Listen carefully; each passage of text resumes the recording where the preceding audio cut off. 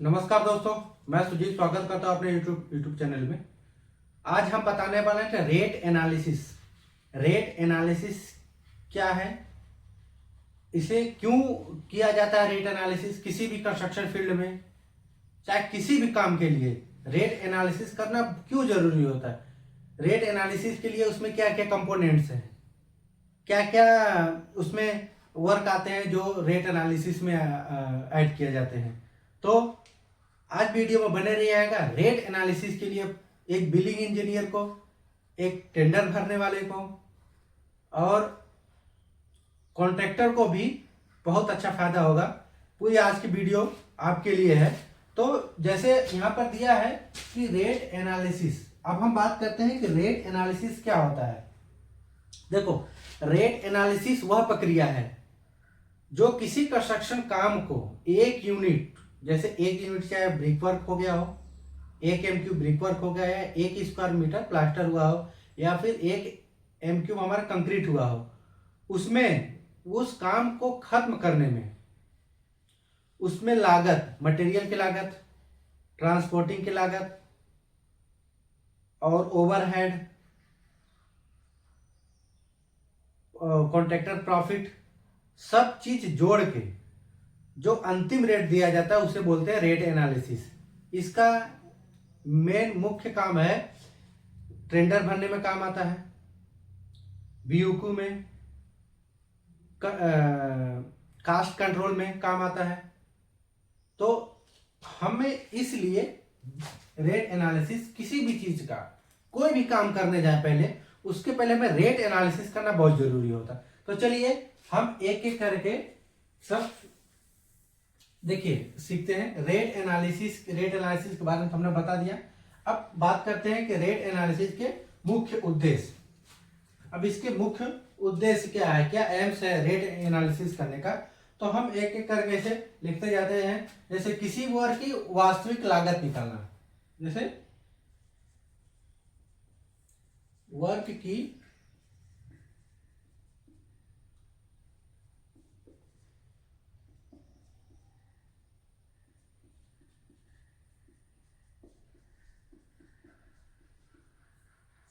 ठीक है,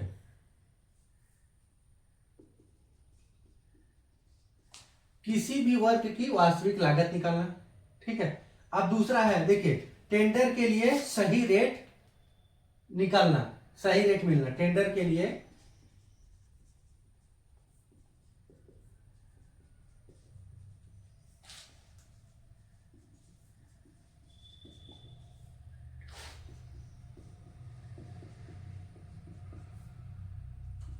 टेंडर के लिए सही रेट निकालना। अब हमारा पहला हो गया, दूसरा हो गया हमारा, देखो, कॉन्ट्रैक्टर को वास्तविक रेट निकालना।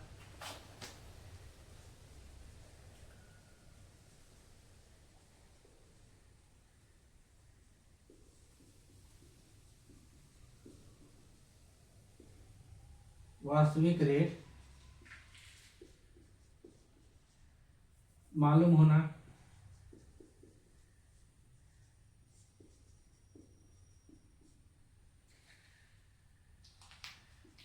चौथा है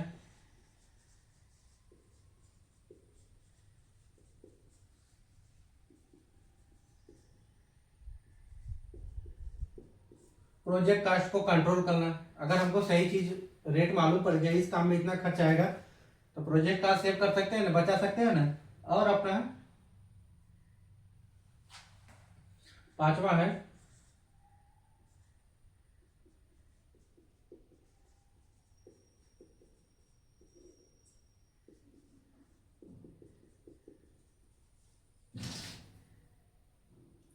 देखिए, रेट एनालिसिस में एस्टीमेट और बिलिंग का वैल्यूएशन निकालना। उसमें क्या, प्रोजेक्ट कास्ट का वैल्यूएशन।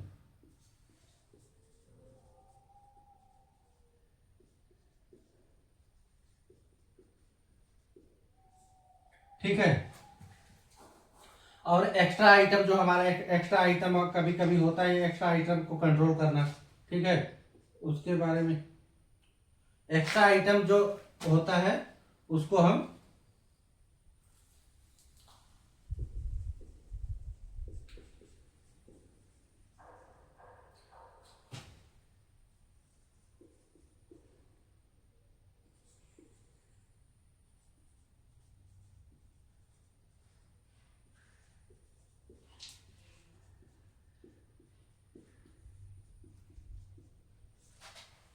देखिए एक्स्ट्रा आइटम और ओवरहेड की कास्ट निकालना।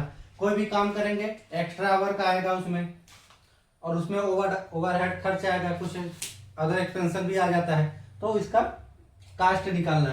अब हो गया हमारा रेट एनालिसिस के, इसलिए हम इस चीज के लिए हम रेट एनालिसिस निकालते हैं। अब हमारा तो रेट एनालिसिस के कंपोनेंट, क्या क्या कंपोनेंट्स है जो हमारा रेट एनालिसिस निकाला जाता है। देखिए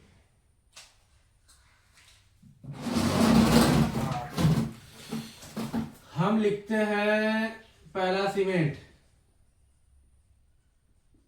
ठीक है, yes A and D sand, agree, cement हो गया, सैंड हो गया, एग्रीगेट हो गया,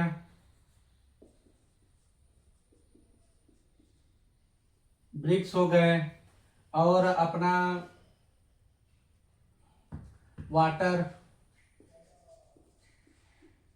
वाटर हो गया, और एडमिक्सचर,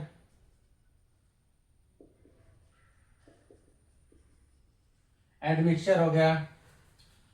तो ये हमारे रेट एनालिसिस के कंपोनेंट हैं, क्योंकि किसी भी कंस्ट्रक्शन का में ये सब हो गया, यही सब स्टील हो गया,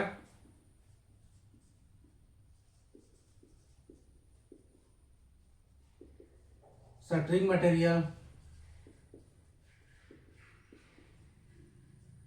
ठीक है, क्योंकि हमको कंस्ट्रक्शन वर्क में यही सब चीज की जरूरत पड़ती है। सीमेंट हो गया, सैंड हो गया, एग्रीगेट हो गया, कंक्रीट बनेगा, ब्रिक्स हो जाएंगे, वाटर हो जाएगा, एडमिक्सचर हो जाएगा, स्टील, शटरिंग मटेरियल।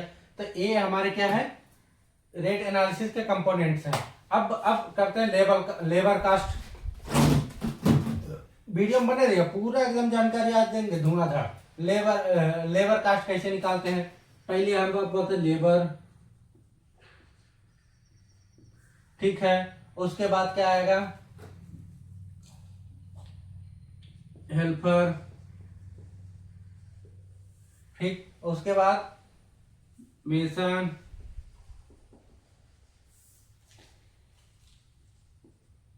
बार बाइंडर,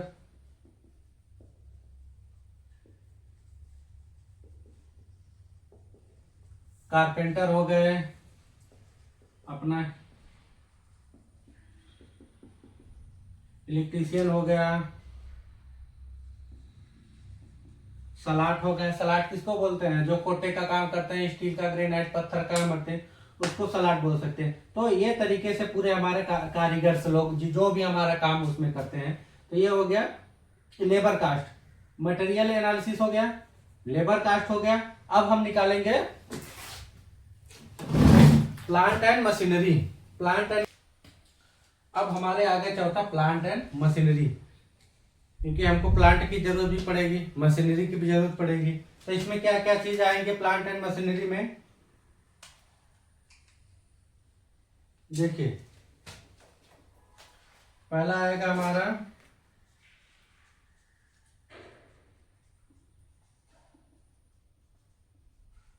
कंक्रीट मिक्सचर। कंक्रीट बनाएंगे तो कंक्रीट मिक्सचर लगेगा ना। अब हमारा उसके बाद आ जाएगा वाइब्रेटर,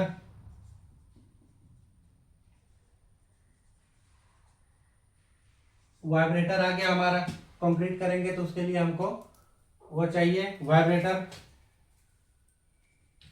फिर उसके बाद हमको एक्सकावेटर चाहिए खोदने के लिए।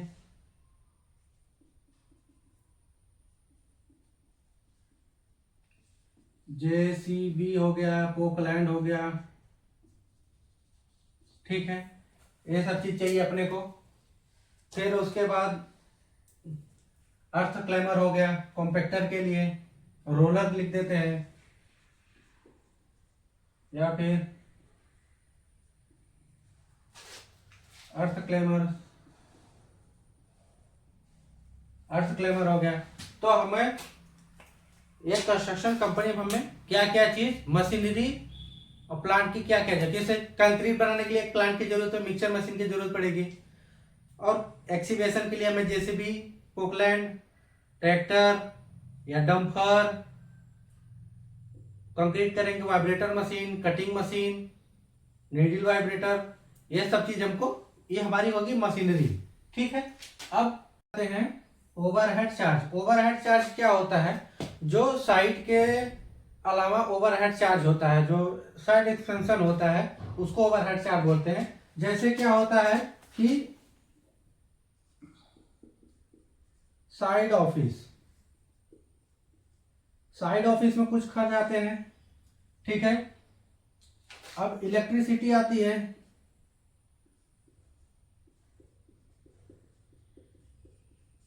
इलेक्ट्रिसिटी ऑफिस में कुछ काम हो गया, कहीं लाइट फ्यूज हो गई तो उसका इलेक्ट्रिसिटी एक्सपेंशन आएगा, इलेक्ट्रिसिटी खर्च आ जाएगा। अब हमारा क्या होता है? तीसरा हमारा होता है वाटर। हमारे स्टाफ जितने हैं उनको पानी पीना तो चाहिए, स्टाफ के लिए वाटर। और उसके बाद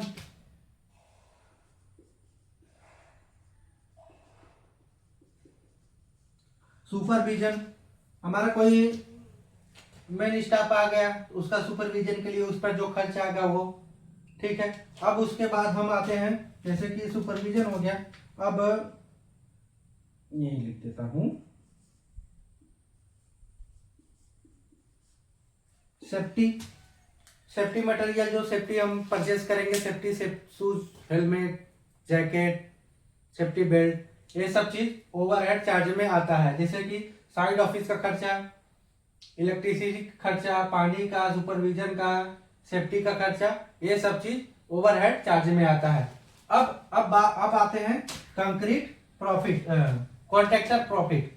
कॉन्ट्रैक्टर प्रॉफिट सामान्यतः लगभग 10 से लेकर 15% सभी को मिला के हैं। तो इसका प्रॉफिट समझ, कंक्रीट 10 से लेकर 15% रखा जाता है। प्रोजेक्ट कास्ट के अनुसार 10 से लेकर 15% तक रखा जाता है। अब देखिए, हमने क्या क्या हम जान चुके, रेट एनालिसिस उद्देश्य जानने के, मटेरियल जान गए, हमें कौन सा मटेरियल लगेगा। ठीक है, लेबर कितना लगेगा उस खर्च मालूम पड़ गया, मशीनरी का जो आइटम था उस पर कितना खर्च होने वाला वो भी मालूम, ऑफिस का जितना खर्च होगा वो भी हमको मालूम पड़ गया, ओवरहेड। अब हम कॉन्ट्रैक्टर प्रॉफिट रख लेंगे 10 से 15%, हमारा रेट रेडी हो गया किसी भी काम के लिए। अब चलते हैं रेट एनालिसिस की प्रोसेस, हम स्टेप बाय स्टेप हम पढ़ते लिखते जाते हैं। देखिए, यहां से लिखता हूं, ठीक है, ये इसका है यहां से। ठीक, तो पहला क्या है, हमारा आइटम आएगा, और आइटम क्या रहेगा, आइटम जैसे PCC, RCC, steel work, shuttering work, foam work, plaster, brick work, painting का काम, मतलब जो भी, ये हमारा आइटम हो गया। ठीक है, अब हमारा दूसरा स्टेप आएगा, ये हमारा आइटम हो गया।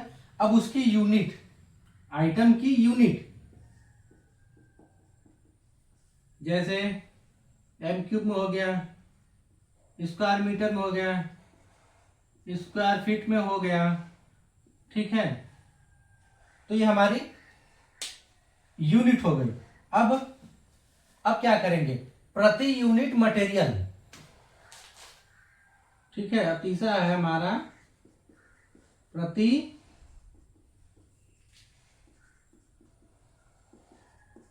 अब हम प्रति यूनिट मटेरियल निकालेंगे। आइटम मालूम पड़ गया, यूनिट मालूम पड़ गया। अब यूनिट का जो मटेरियल निकलेगा वो प्रति यूनिट एक एमक्यूब में कितना मटेरियल लगता है वो निकालेंगे। अब हमारा अगला आ जाएगा, अब हमारा है चौथा है, देखिए सबसे अच्छी बात है मार्केट में मटेरियल का रेट।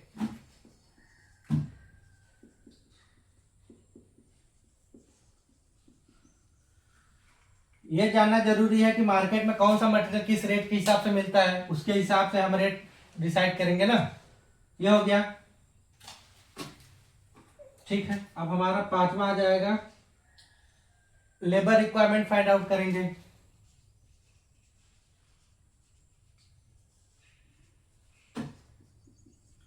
लेबर हम रिक्वायर्ड करेंगे, कितना हमें इस काम में कितना लेबर जाएगा, कितना लेबर खर्च होगा।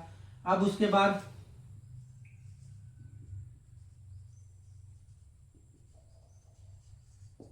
मशीनरी देखेंगे कितना खर्च होगा। अब उसके बाद हमारा आ जाएगा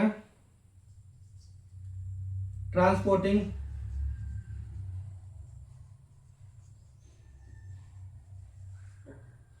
हमारा ट्रांसपोर्टिंग आ जाएगा, ट्रांसपोर्टिंग खर्च आ जाएगा, ठीक है। अब आठवां आ जाएगा हमारा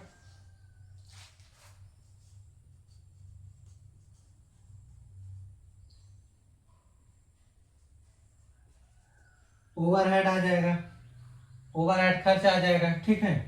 अब हमारा अब यहीं से ले लेते हैं, नवा हमारा आ जाएगा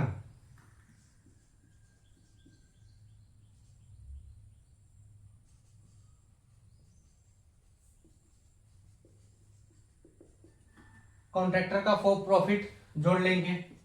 अब 10वें में आ जाएगा हमारा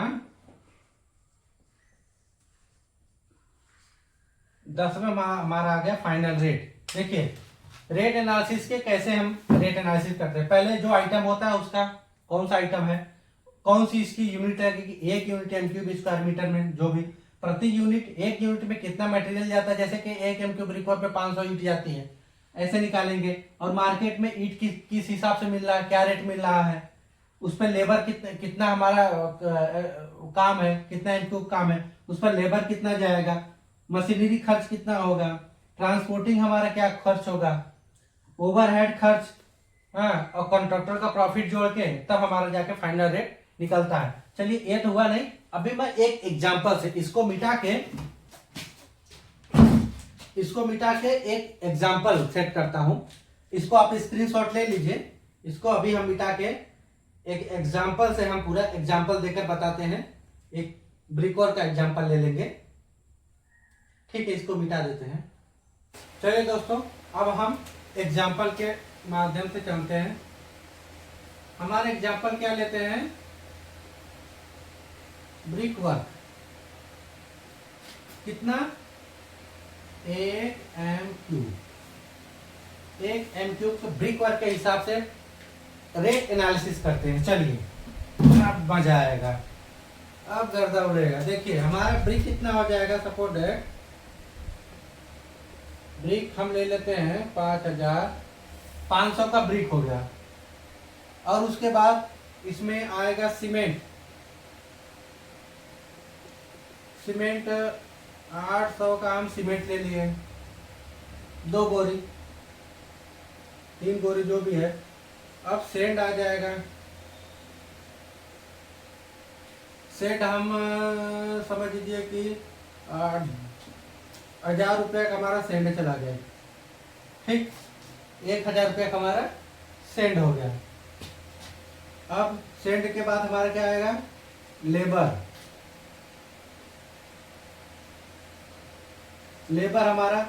लेबर में मेसन और हेल्पर या कुली मेल फीमेल मिला के दोनों हमारा लेबर कास्ट सपोज दैट हम ले लेते हैं कि 2000 रुपये। 2000 रुपये हमारा लेबर कास्ट सही होगा, 2000 रुपये इतना तो ही जाएगा। फिर अब हमारा आ जाएगा मशीनरी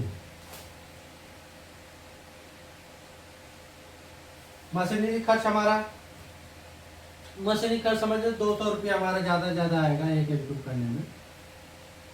अब ट्रांसपोर्टिंग, क्योंकि ईंट ले जाना, रेती ले जाना, ऐसा कहीं अगर दूर हो, इसके लिए हम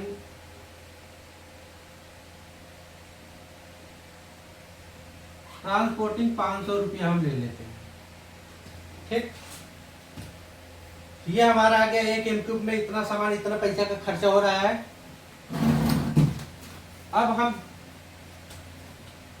अब इसका क्या होगा,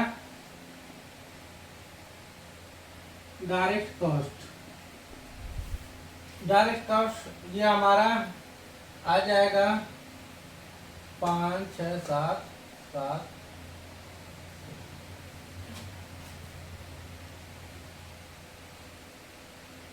ये हमारा समझिए 10,000 रुपया हमारा डायरेक्ट कॉस्ट आया। अब इसमें क्या क्या ऐड करेंगे,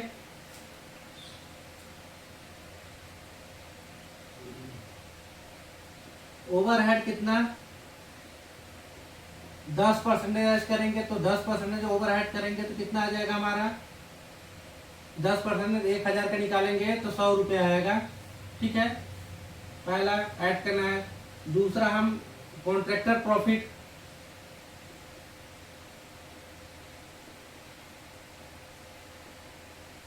हम 10% ऐड कर दिए, 10% ऐड करेंगे तो हमारा कितना, 100 रुपया आ जाएगा ये भी। ठीक है, अब हमारा आ जाएगा टोटल कॉस्ट, कितना आ जाएगा, 10,000 12,000 रुपया हमारा। ठीक है, ये हमारा टोटल कॉस्ट आ गया 12,000 रुपये। हालांकि एक एम क्यूब ब्रिक के लिए 12,000 रुपया एम क्यूब नहीं होता है, ये तो एक एग्जाम्पल की तरह हम लिखे हैं, 7,000 के आसपास, 6.5, 7, 7.5 ब्रिक क्वालिटी के हिसाब से, मार्केट रेट के हिसाब से हम इसको निकालते हैं कि मार्केट में हमारे ईंट 5 रुपया का मिल रहा है, 10 रुपया का मिल रहा है, सीमेंट के क्या भाव है, सेंट का क्या भाव है, लेबर क्या रेट ले रही है, मशीनरी खर्च क्या आएगा, ट्रांसपोर्टिंग हमारा कितना खर्च आएगा, सब ये सब जोड़ने के बाद ओवरहेड खर्च जोड़ेंगे और उस कॉन्ट्रैक्टर प्रॉफिट 10% जोड़ेंगे, तब जाके हमारा टोटल कास्ट निकलेगा। अब एक चीज इसमें और बताते हैं कि रेट एनालिसिस किन किन कार्यों का किया जाता है। रेट एनालिसिस किन किन कार्यों का किया जाता है। ठीक है, यहां पर लिख देता हूं, RAT, रेट।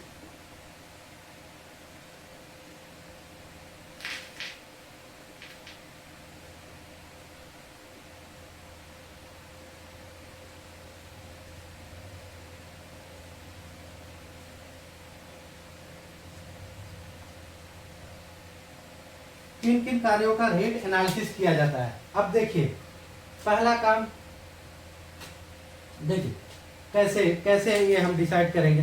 पहले अगर हमारा ग्रीन फील्ड है तो क्या करेंगे, अर्थवर्क, अर्थवर्क में क्लीनिंग,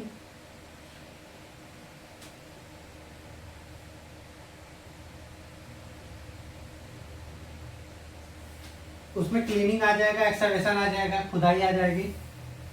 अब दूसरा क्या है, पीसीसी करेंगे। ठीक है, तीसरा आरसीसी करेंगे और चौथा हम उसमें स्टील का काम करेंगे। पांचवा हम शटरिंग का काम करेंगे। ठीक है, छठवां हम ब्रिक वर्क करेंगे। सातवां हम प्लास्टर करेंगे। फिर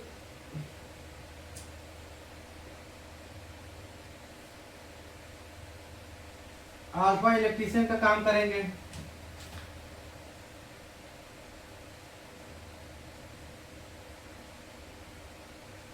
प्लम्बिंग का काम करेंगे।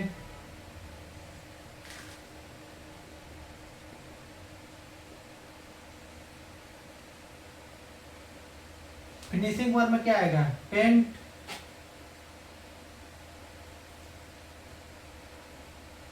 कोटा, टाइल्स, ग्रेनाइट वर्क, पत्थर का जो भी आता, टाइल्स, कोटा, ग्रेनाइट, ये सब फिनिशिंग वर्क आ जाएगा, प्लास्टर आ जाएगा, सबका हम आइटम रेट निकालते हैं।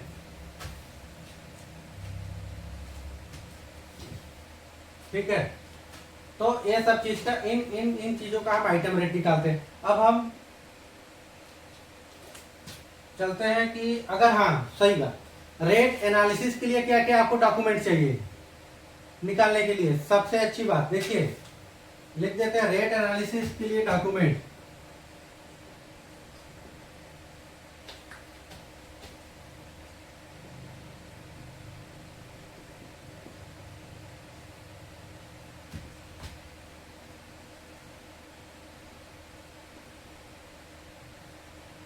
डॉक्यूमेंट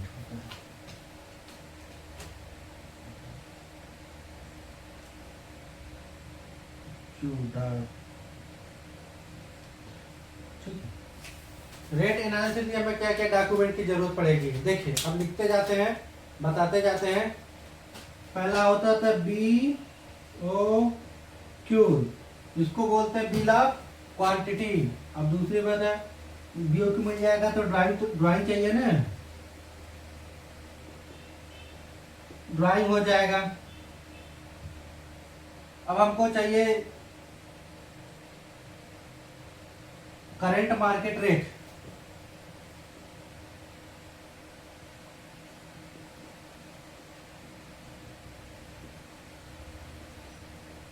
देखिए BOQ मिल गया, ड्राइंग मिल गया। अब उसमें कौन कौन सा मटेरियल चलेगा, वो मटेरियल करंट मार्केट में क्या क्या रेट में चलता है, कैसे चलता है, तो वो चीज हम करंट मार्केट में हम उसको देखिए, करंट मार्केट में इसका क्या रेट चलता है। अब मटेरियल, अगर मटेरियल मिल गया, मटेरियल टेस्टिंग स्पेसिफिकेशन हमको चाहिए।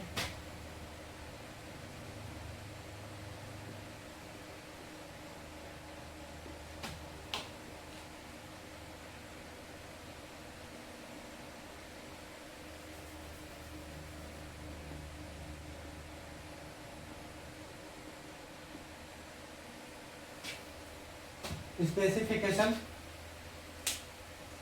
तो हमको उसका सर्टिफिकेट भी चाहिए। तो हमको रेट एनालिसिस के लिए हमको क्या क्या चीज करना पड़ता है, तब जाके हम कंपनी को प्रॉफिट में ला सकते हैं। अदरवाइज अगर आप रेट एनालिसिस नहीं कर पाएंगे तो आप बिलिंग इंजीनियर भी नहीं बन पाएंगे, जो साइट पर खड़े होकर काम करवा सकेंगे। काम भी क्या, आपको प्रॉफिट की मालूम ही नहीं रहेगा तो आप काम कैसे करवाएंगे, कंपनी को प्रॉफिट कैसे करा कर देंगे। तो ये सब चीज होना बहुत ज़्यादा जरूरी है। दोस्तों यह उम्मीद करूंगा आपको वीडियो अच्छी लगी होगी। वीडियो अच्छी लगी है तो वीडियो को लाइक करिए और चैनल को सब्सक्राइब करिए और इसका स्क्रीनशॉट ले लीजिए।